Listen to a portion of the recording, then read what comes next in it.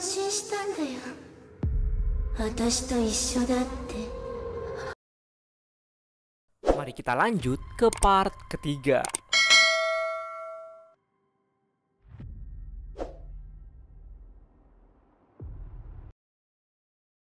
Eiko ini ada tugas kampus, jadi dia pergi ke perpustakaan kampus buat ngerjain. Jadi dia nggak diajak buat pergi ke tempat angker yang pertama. Yayoi bareng Keitaro naik sepeda sampailah di kastil terbengkalai dengan tingkat bahaya level S. Yayoi jelasin kalau level S ke atas tuh tandanya sekali mereka nyemplung dan ngusik roh nggak bakalan bisa kabur sebelum selesai. Walaupun si Keitaro ini takutnya setengah mati, dia tetap nekat buat lanjut. Jadi tempat ini konon katanya ada sebuah roh kuat, tapi dia baik. Nggak bakalan ngeganggu kalau orang yang datang tuh nggak aneh-aneh. Misalkan cuma pengen belajar sejarah tempat ini aja, rohnya yang nggak bakalan ganggu. Dia malah welcome aja. Tapi ketika ada orang yang datang udah punya niat buruk, bahkan mau nantangin kayak dua orang ini, ya bisa ditebak lah apa yang bakalan terjadi. Tempat yang paling angker di sini tuh air terjunnya. Jadi mereka mutusin buat kesana. Tiba-tiba aja muncul roh nenek-nenek yang nuntun mereka buat ke air terjun. Di perjalanan, si nenek ini ngejelasin tentang sejarah tempat ini. Jadi dulunya kastel ini tuh hancur dalam waktu sehari gara-gara diserang sama musuh. 1000 prajurit kastil ini tuh diserang sama 15.000 prajurit musuh. Musuhnya tuh pada kejam banget cuy. Bahkan rakyat biasa yang tinggal di situ tuh pada dibunuhin dari anak-anak, ibu-ibu, mereka tuh dihabisin sama prajurit musuh itu. Nah, orang-orang yang berhasil selamat ini mutusin lah buat bundir.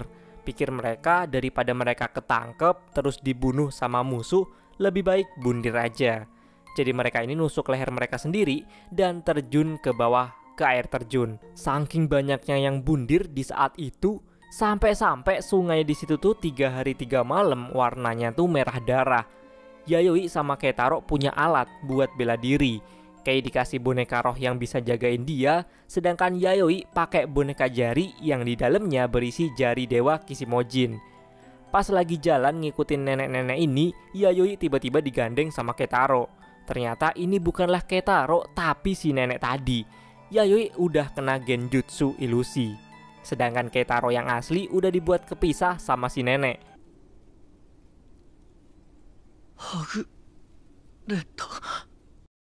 Yayoi ngerasa aneh nih sama Keitaro palsu.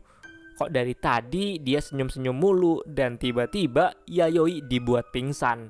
Kita ke Keitaro, dia yang kepisah sama Yayoi ini buru-buru nyariin si loli itu. Tiba-tiba dia dicegah sama banyak roh lain cuy. Salah satunya tuh ada roh cewek yang bundir di zaman dulu. Roh itu berbagi ingatannya ke Keitaro.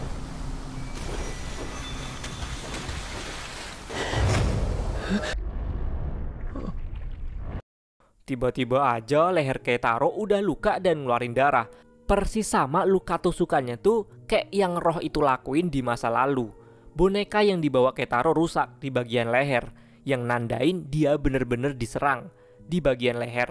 Tapi untungnya lukanya itu terganti sama si boneka. Ngelihat roh-roh wanita malah ngerubungin dia, Keitaro auto panik lah dan pergi dari situ. Di kejauhan dia ngelihat Yayoi yang malah lari pas dipanggil-panggil sama si Keitaro ini. Tiba-tiba Yayoi ada di sebelahnya dan udah mati gantung diri. Ngelihat ini tentu aja si Kei shock berat cuy.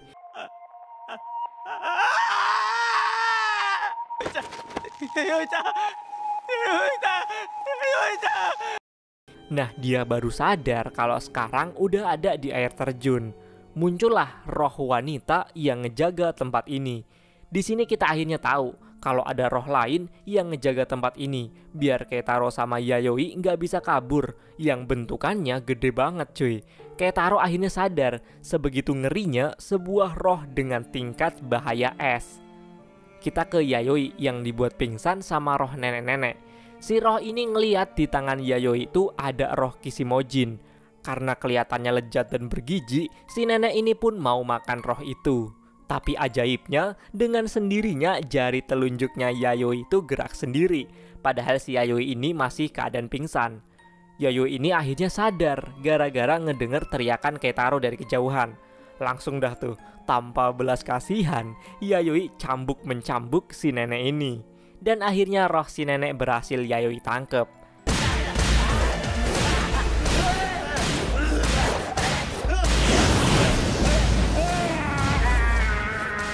Sekarang dia mau nyariin Keitaro. Kita ke Keitaro yang masih shock nih. Tiba-tiba Yayoi palsu yang ada di sebelahnya tuh nyerang dia. Jadi karena inilah dia jadi yakin kalau Yayoi asli itu masih hidup. Dan mayat Yayoi yang digantung tadi itu tuh palsu doang.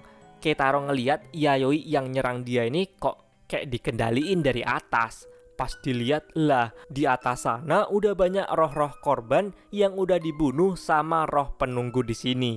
Mereka itulah orang-orang yang datang ke tempat ini yang punya niat jahat. Atau niatnya datang ke sini entah cuma pengen uji nyali atau malah nantangin setan-setan di sini. Keitaro takut bakalan jadi kayak mereka. Untungnya Yayoi asli datang dan ngalahin roh yang pura-pura jadi Yayoi ini. Sasenai.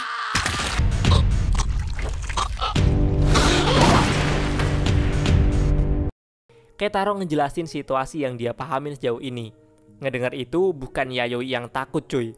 Roh jari Kishimojin auto gemeter karena ngedenger sebegitu kuatnya roh yang bakalan mereka hadepin. Yayoi akhirnya ngeluarin senjata andalannya.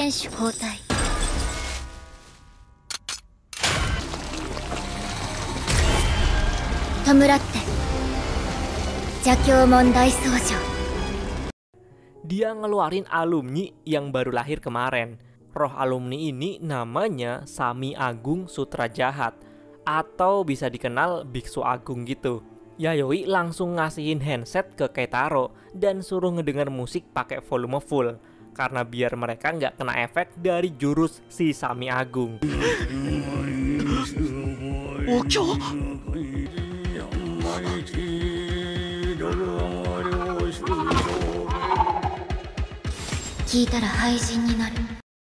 Sami Agung ngeluarin ayat-ayat sutra atau ayat-ayat suci gitu.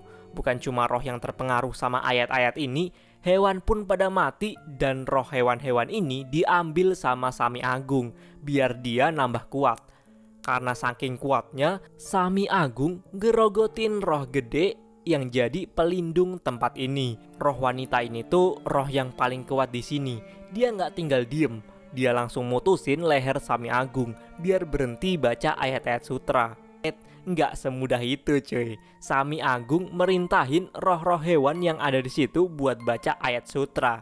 Auto panik lah si roh cewek ini. Dia langsung mutusin semua leher roh hewan itu biar pada diem.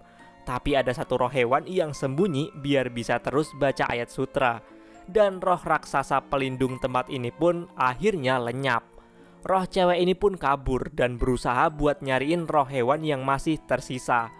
Yayoi bareng Keitaro buru-buru nyariin roh cewek itu. Dengan kekuatan insting gaibnya Keitaro, dia berhasil nemuin roh wanita itu.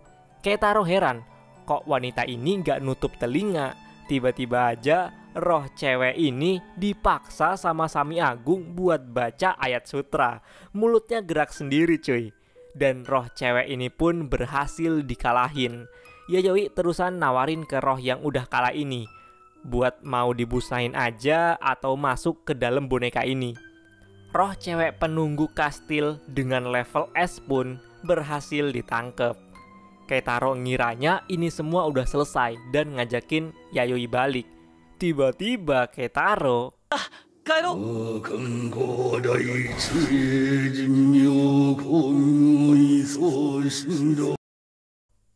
ternyata Sami Agung tuh belum berhenti cuy. Kalau dibiarin si Keitaro yang baca ayat sutra tuh bisa-bisa dia ikut ke neraka. Kayak roh-roh yang udah dikalahin sama Sami Agung. Yayoi gercep buat nyumbat mulutnya Keitaro dan ngestimulus otak Keitaro biar roh Sami Agung yang ngerasukin Keitaro tuh pingsan. Nah, Sami Agung pun akhirnya pingsan. Mereka cuma punya waktu 20 detik sebelum Sami Agung sadar lagi. Jadi buru-buru mereka ngesegel lagi Sami Agung. Beruntungnya mereka berhasil ngelakuin itu.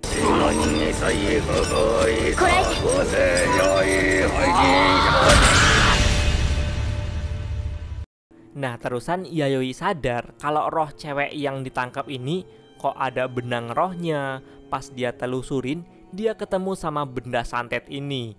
Nah karena inilah roh cewek yang harusnya kalem dan baik tiba-tiba jadi beringas dan suka makan korban di situ.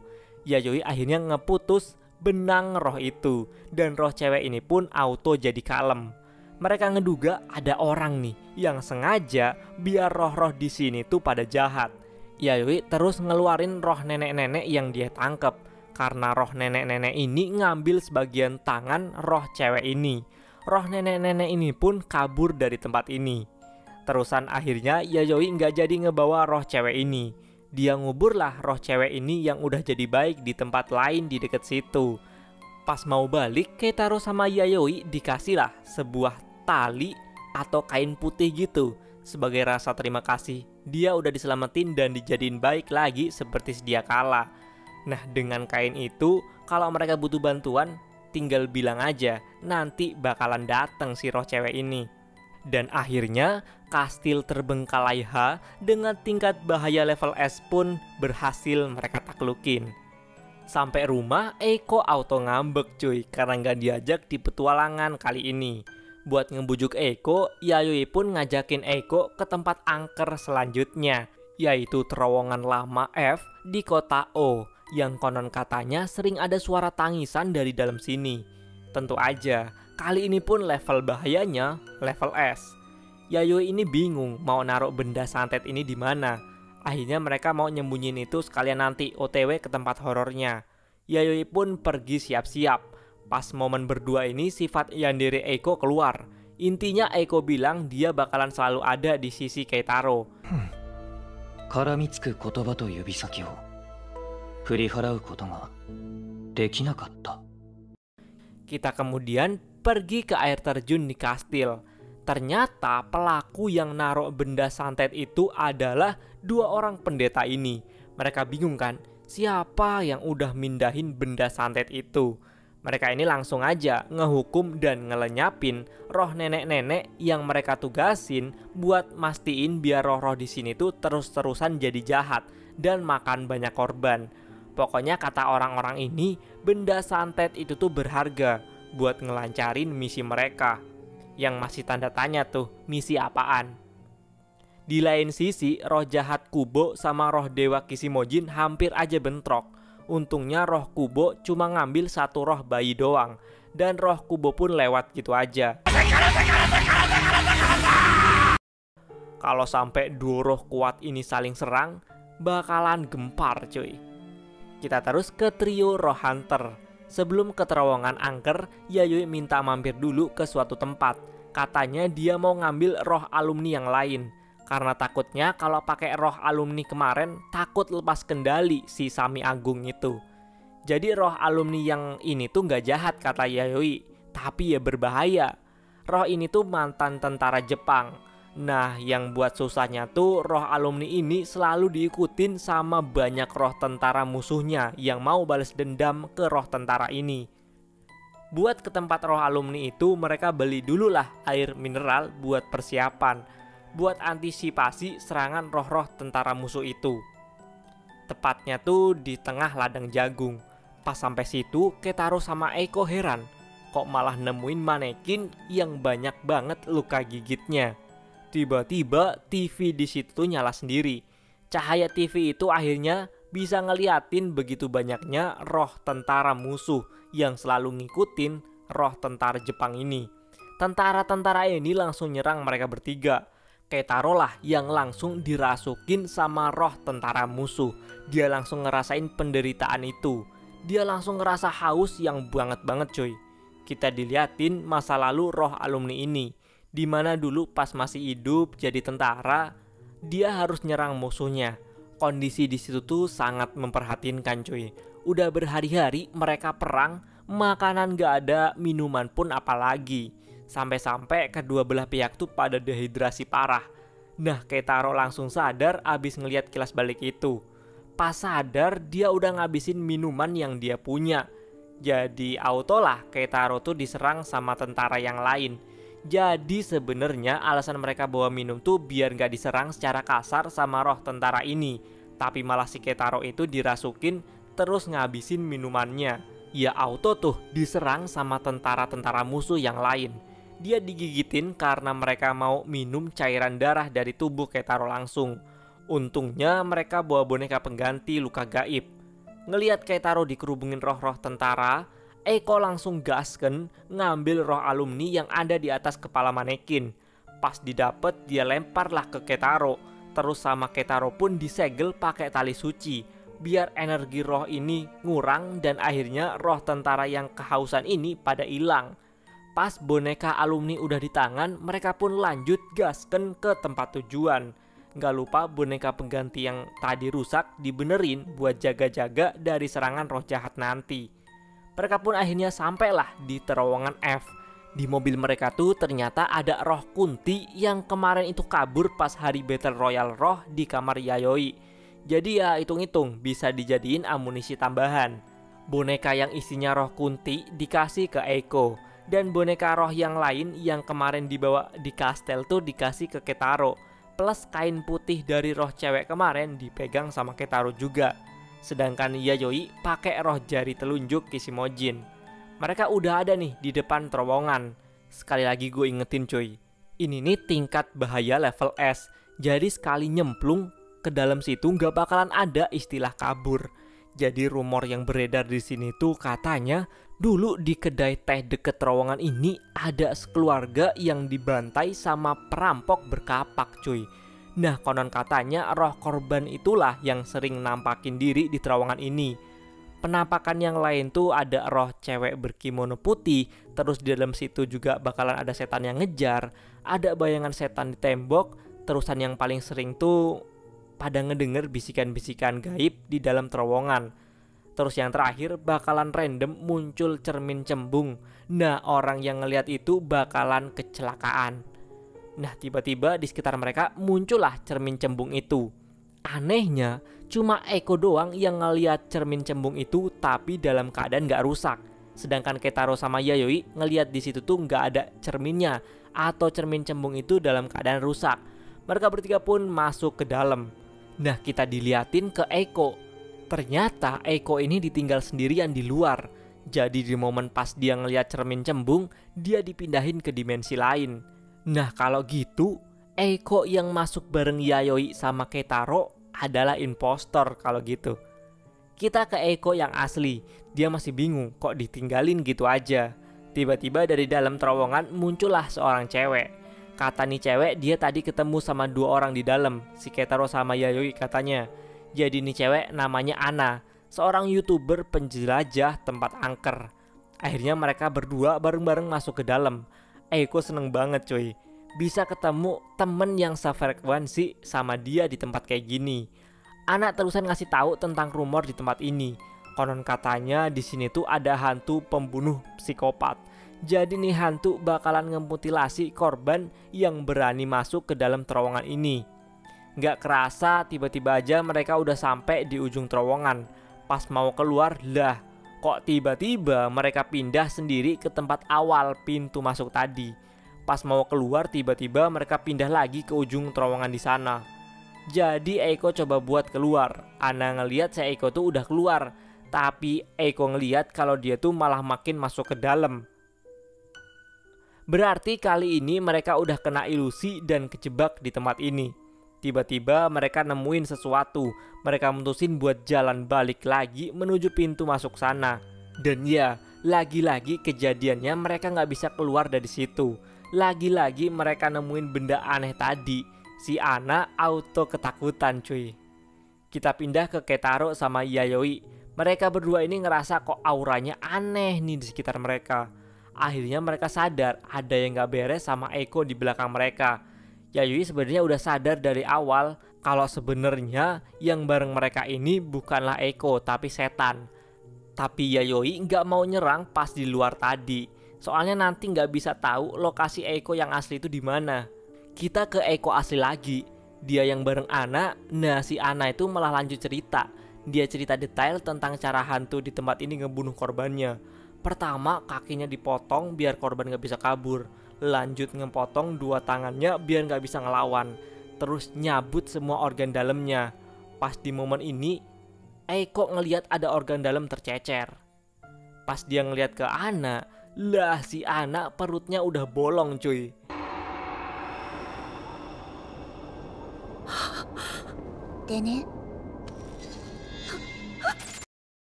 Ana lanjut cerita, pas korbannya udah kesakitan banget sama minta dibunuh gitu, si hantu psikopat ini malah ngerobek kulit korban pelan-pelan dan pakai kulit wajahnya buat dijadiin topeng, dan lanjut ngebelah badan korban ini jadi 2 sampai mati. Dan lu tahu kata Ana kalau tadi tuh kisah kematian dirinya. Sumpah sadis banget setan kali ini. The real rank S ini mah.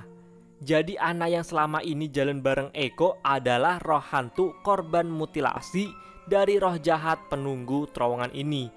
Ana ini terusan bilang kalau pas di momen dia dibunuh ada temennya yang datang mau nyelamatin dia, tapi akhirnya temannya itu ikutan mati kayak dia juga. Eiko tiba-tiba aja udah ada di ujung terowongan. Dia akhirnya bisa keluar, tapi di sana ternyata ada lagi terowongan tapi disegel. Si roh jahat psikopat itu pun akhirnya keluar dari terowongan yang disegel itu. Sambil bawa kapak, dia mau nyerang Eiko. Eiko mau kabur pun gak bisa karena dia udah kejebak di tempat ini. Eiko ditebaslah sama tuh setan. Untungnya masih ada proteksi, boneka yang dibawa Keitaro yang rusak kakinya. 2 orang ini akhirnya tahu kalau Eiko dalam bahaya nih. Nah, hantu yang bareng Keitaro Yayoi ini yang tadi nyamar jadi Eiko sebenarnya hantu temennya Ana. Yayoi langsung nangkep nih hantu biar bisa tahu jalan ke tempat Eiko berada. Kita ke Eiko, dia udah ke pojok, udah nggak tahu lagi mau ngelakuin apa. Tiba-tiba boneka yang dia bawa keluarlah roh kuntinya. Roh kunti ini pun ngelawan roh jahat psikopat ini. Kita bakalan nyaksiin duel di antara 2 roh penunggu terowongan.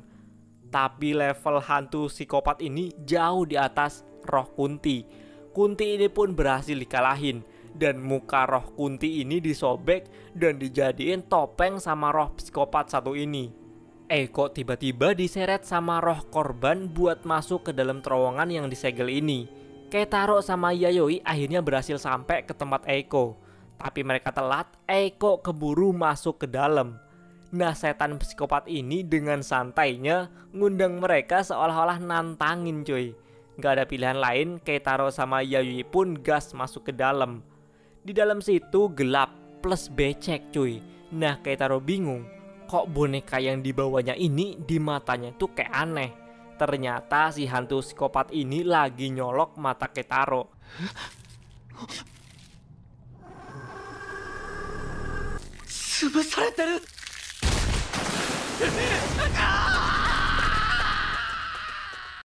Nih orang 2 langsung aja kabur. Tiba-tiba mereka ini ketemu sama roh korban yang matanya udah hilang. Udah mati pun masih aja disiksa sama roh psikopat ini. Dia dipaksa buat ngambil mata orang lain. Mereka berdua terus lari masuk ke dalam buat nyari Eiko. Dari kejauhan samar-samar, Keitaro ngedenger suara Eiko. Pas didatengin, loh kok mulut Eiko ditutup. Pas dia senterin ke tembok, ada ratusan wajah manusia yang manggil-manggilin Keitaro. Inilah korban dari roh psikopat itu. Roh psikopat datang dan nebas badan Keitaro. Tapi aman cuy, masih ada boneka pengganti. Eiko berhasil diselamatin, tapi Eiko gak bisa jalan. Keitaro pun gendong dia. Mereka bertiga buru-buru kabur dari terowongan gelap ini. Sambil dikejar sama hantu psikopat, Keitaro sama Eiko berhasil keluar. Apesnya Yayoi ketangkep. Buru-buru Eiko ngelempar boneka itu. Jadi akhirnya roh di dalam boneka itu pun keluar dan nyelamatin Yayoi.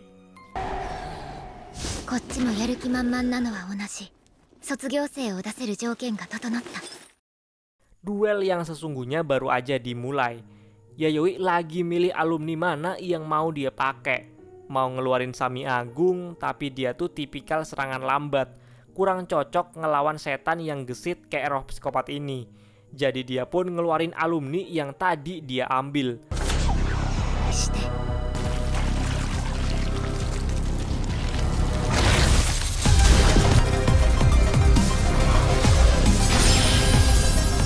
金獄鬼軍曹。 Roh alumni dengan nama Roh Sersan yang terpenjara pun berhasil dipanggil. Kita balik ke masa lalu, momen pertemuan Yayoi sama alumni ini. Jadi Yayoi itu ketemu sama roh ini di kuburan. Nah posisinya Yayoi itu abis ke makam orang tuanya. Dia ngeliat kok ada roh tentara yang dikerubungin sama roh tentara-tentara musuhnya. Nih roh tentara tuh sedih karena roh yang ngikutin dia tuh malah ngebawa petaka buat roh-roh yang ada di sekitarnya. Jadi karena ngelihat ada Yayoi, roh tentara atau Sersan ini minta dibunuh aja. Tapi ya nggak bisa, karena roh Sersan ini punya tubuh yang abadi. Sampai akhirnya Yayoi berhasil melakukan kerjasama dan jadiin roh ini anak buahnya. Duel di antara Sersan dan psikopat pun dimulai. Mereka berdua adu senjata.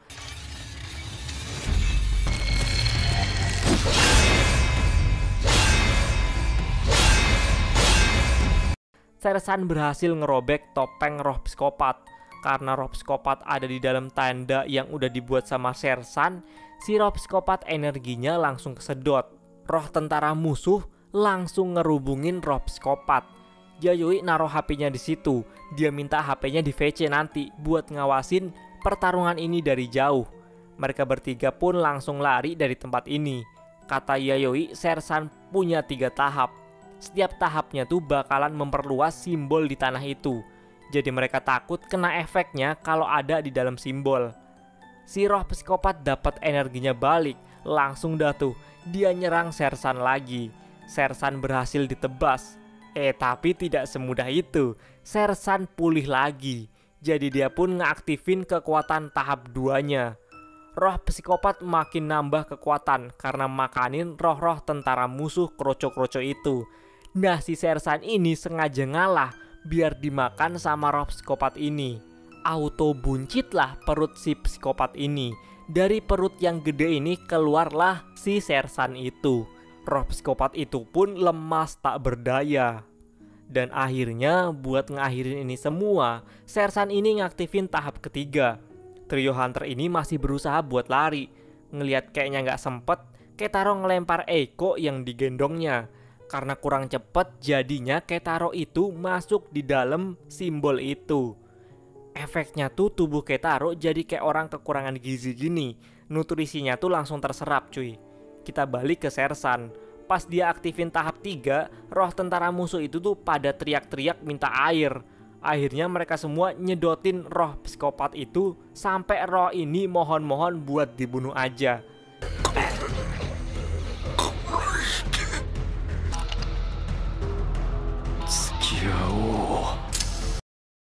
Sersan bilang mati bareng dia aja.